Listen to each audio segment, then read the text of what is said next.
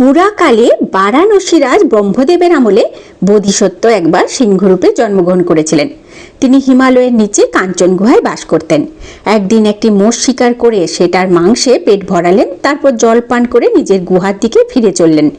হঠাৎ একটি শেয়াল তার সামনে পড়ে গিয়ে আর পালাবার পথ পায় না। তখন সে সিংহের পায়ে এসে লুটে পড়ে বলে, আমি আপনার পদসেবা করতে চাই। সিংহ বললেন, হ্যাঁ ঠিক আছে, তাহলে তুমি আমার সঙ্গে চলো, ভালোভাবে সেবা শুশ্রূষা করলে ভালো মাংস খেতে পাবে। এরপর শেয়াল সিংহের সঙ্গে তার গুহায় চলে গেল, আর নিয়মিত তার প্রসাদ পেয়ে পেয়ে কয়েকদিনের মধ্যেই সে বেশ নাদুস নুদুস হয়ে উঠল। একদিন বোধিসত্ত্ব শেয়ালকে বললেন, আমি এই গুহাতেই থাকছি, তুমি পাহাড়ের নিচে যাও, সেখানে তুমি হাতি, ঘোড়া, মোষ যেটাই দেখতে পাবে আমাকে তুমি জানাবে। ওদের মধ্যে তুমি যার মাংস খেতে চাইবে তাকে দেখতে পেলেই আমার কাছে এসে আমাকে প্রণাম জানিয়ে বলবে, প্রভু আপনি আপনার তেজ দেখান। আমি তখনই গিয়ে তাকে শিকার করব, আর তারপর নিজেও খাবো আর তোমাকেও খাওয়াবো। সুতরাং তখন থেকে শেয়াল রোজ পাহাড়ের উপরে গিয়ে যখন যার মাংস খেতে ইচ্ছে হতো তাকে দেখতে পেলেই কাঞ্চন গুহায় গিয়ে বোধিসত্ত্বকে জানাতো, আর তারপর তেজ দেখান বলতেই বোধিসত্ত্ব তক্ষুনি গিয়ে তার ঘাড়ে লাফিয়ে পড়ে তাকে শিকার করত, আর তারপর ভালো ভালো অংশগুলো খেয়ে বাকিটা শেয়ালকে খেতে দিত। এইভাবে কিছুদিন কেটে যাওয়ার পর শেয়াল ভাবলো, সিংহেরও 4টে পা, আমারও 4টে পা, আর রোজ রোজ ভালো মন্দ খেয়ে চেহারাটাও বেশ নাদুস নুদুস হয়েছে, বেশ খানিক শক্তিও এসছে শরীরে।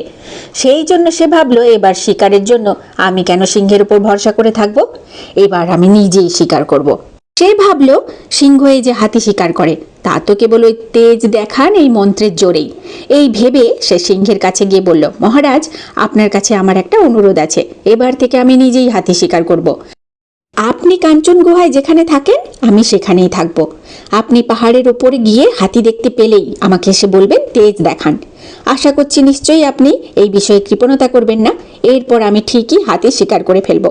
বোধিসত্ত্ব বললেন, ও হে শেয়াল, একমাত্র সিংহই হাতি মারতে পারে, শেয়াল হাতি মেরেছে এমন কথা কেউ কখনো শুনেছে? তুমি এমন অদ্ভুত ইচ্ছা ছেড়ে দাও। কিন্তু বোধিসত্ত্বের উপদেশ শেয়ালের ভালো লাগলো না। সে বারবার তার কাছে একই প্রার্থনা জানাতে লাগলো। শেষ পর্যন্ত তিনি বাধ্য হয়েই পরদিন শেয়ালকে কাঞ্চন গুহায় রেখে পাহাড়ের উপরে গিয়ে দাঁড়ালেন।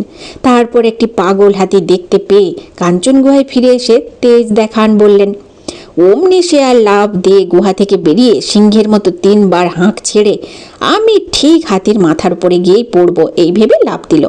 কিন্তু সে হাতির মাথার উপর না পড়ে পায়ের কাছে গিয়ে পড়ল, আর হাতি তৎক্ষণাৎ তার পেটের উপর পা তুলে দিল, আর হাড় গোড় ভেঙে গিয়ে তার যে কি দশা হলো সে আর বলে কথা নেই। বোধিসত্ত্বরূপী সিংহ তাকে বারবার বারণ করেছিল, কিন্তু শেয়াল তো সে কথা শোনেনি। শেষ সময় শেয়াল বুঝতে পারলো যে তার অহংকারের পরিণাম কি হয়ে গেল।